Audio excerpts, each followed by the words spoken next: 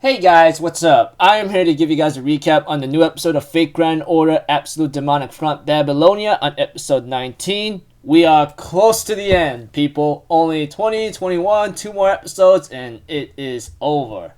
I gotta say, this episode right here, dang, dude, I was like blown away, and damn, I am looking forward to the next one and the one after that. It's gonna be a blast, dude. Those of you guys who played the game, you will know what I'm talking about. So, not to mention that ending right there. Oh my gosh, I was so about to lose my mind when I saw that. So, if anything else, let's just get this started. We have to it that Gorgon shows up to actually help everyone out, but apparently, even so, that is not really Gorgon. It was actually Anna, or Anna in general, who is actually in that form, and she used everything she's got to actually hold back Tiamat and only breaks off her horn, you know? Only then later on she perishes.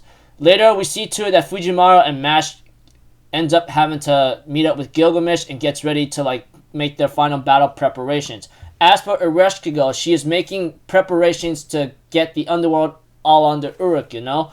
And we see to it that Gilgamesh ends up using the remaining of his cannon fire to go against Tiamat.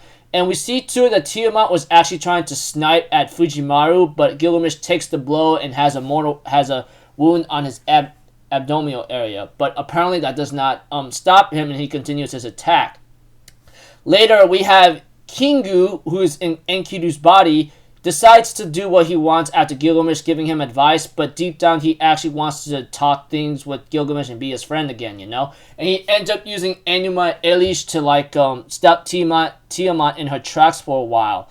And we see to it that as the episode continues on, we see to it that Ereshkigal finally finishes her preparations, and Ishtar decides to deliver her noble phantasm blow to Uruk and bring Tiamat in the underworld.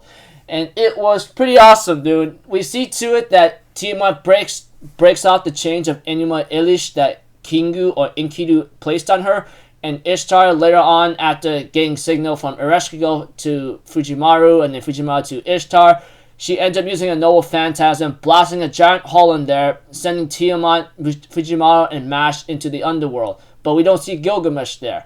And we see to it that it looks like it seems to work, and Ereshkigal seems to get Tiamat down temporarily. And what I mean by temporary, it only worked a little bit until Tiamat decides to transform herself into a regression, and later on, she ends up pouring out more corrupted black mud into the underworld, and that doesn't seem good. Until we see a bunch of flowers, and we see the real Merlin show up and says, "Sorry for coming out late. I thought it would be too depressing to say goodbye in a certain way. So I showed up in the nick of time, and I actually jumped out from Avalon to get over here." And even though Mash and Fujimaru is very happy to see him, Fo, which we all know why, does not seem to be happy to see him in a certain way. You know? You get what I'm saying, that hopefully. But eventually we see to it, of course, that it only gets a little bit worse from here on out, because Tiamat will later on transform into something that will be called to a regression of a Jurassic Age, you know? And we get to see to it that she is labeled Beast 2 Primordial Mother Beast Tiamat. But another ally shows up, which I was looking forward to so much, dude. Those of you guys who plays the game or played the game, you will know what I'm talking about. This guy, who apparently was treated by some kindness by Fujimaru, and because of Fujimaru's hard work throughout the singularities and possibly up until now in Babylonia, he was able to actually summon him, and even though he's known to be a grand class servant. But a little spoiler by the way, he did abandon that title, but it looks like to me he's still retaining some of its powers. Just a little minor spoiler on that. That's it. And we see to it that he shows up, that the same old man that helped Fujimaru out in Babylonia, you know, in the underworld, and then seeing him in the city.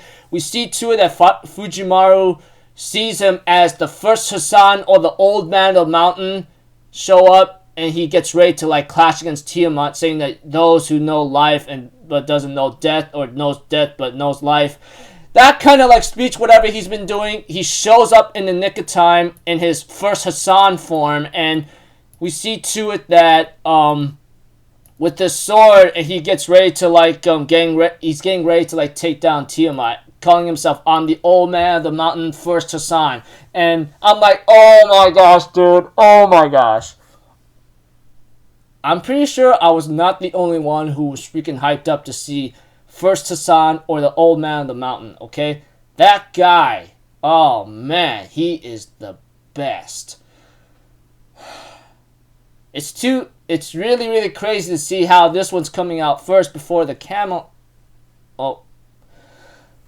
You know what? I think that was a little minor spoiler, by the way, but I'm not going to say much there because seeing him have a role in here now, he's going to bring out the pain, dude. He's going to bring out the pain.